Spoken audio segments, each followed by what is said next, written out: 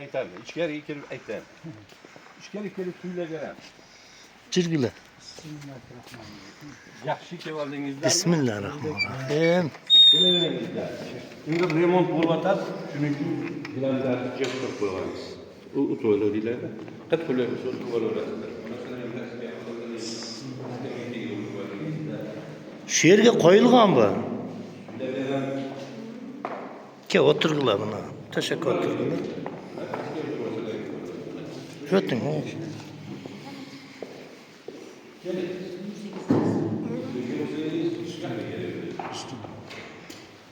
Oho.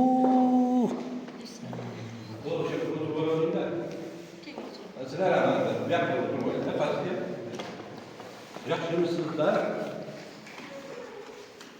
Hazrat Ali payg'ambarimiz Muhammad Mustafa sallallohu alayhi vasallamning kuyov bolasi bo'ladi. Ham amakivachcha bo'lishadi. Otalarining ismi Abu Talib. Hazrat Ali shunaqa pahlavon, polvon, qilich kesmaydigan inson bo'lgan ekanlar. O'sha paytlarda dushmanlar hech jangishilmas ekan. Har xil hiyla ishlatishadi. Jangishaloyda bir bolachani nevara qilib boqishib olgan bo'ladi. O'shanga dushmanlari aytar ekan. Kirib bobongdan so'radi. Qilich kesadimi deb so'ragan deb aytishadi. O'sha nevaralarini o'ynab kulganlarida so'rar ekan. Bobo sizni qilich kesadimi deganda shuni bekor so'radingiz. Siz so'radingiz aytmasam bo'lmas. Aytadilarki, men namoz o'qiyotganimda yumshab turaman. O'sha paytda o'tadi deydilar.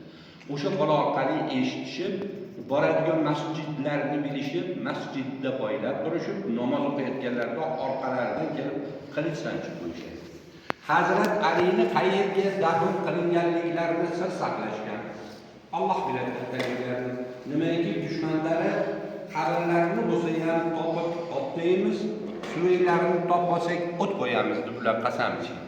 Hazrat Ali Iroqda Kufa shahrida vafot etgan.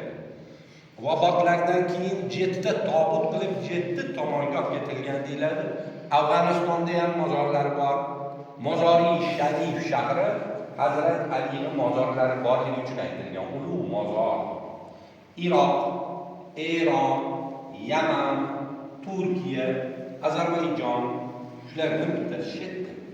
Bu yerdagi qabrlari 7-asrlardan beri bor. 1400 yillardan beri. Oldin juda chiroyli binolar bo'lgan.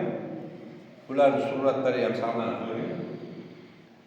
Esirdi paytiga kelib 1951-yilda u mozorlarni buzishgan. Buzganlar ko'p shikast. O'qishganni saqlab qolish maqsadidan tegmay, tashqaridan atrofdan beton qo'yishib, ichiga qumlarni to'g'rilab to'ldirib, ustini plitkalardan javob berib qo'yilgan.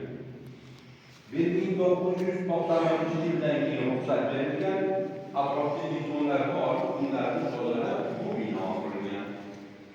Hazrat Alining ismlari Shohmargon, Murtazo degan ismlari ham bor. Shuning uchun Shohmargon deyilgan bo'ladi. Shohmargonning ma'nosi mardon degani erkaklar degani. Erkaklar shohi, shohi mardon. Ming yillardan beri ziyoratga kelishgan. Oxirgi 7-tobutni shekka olib kelingan deyiladi. Alloh biladi. O'zlari aytgan bo'lar ekanlar, mabodo olam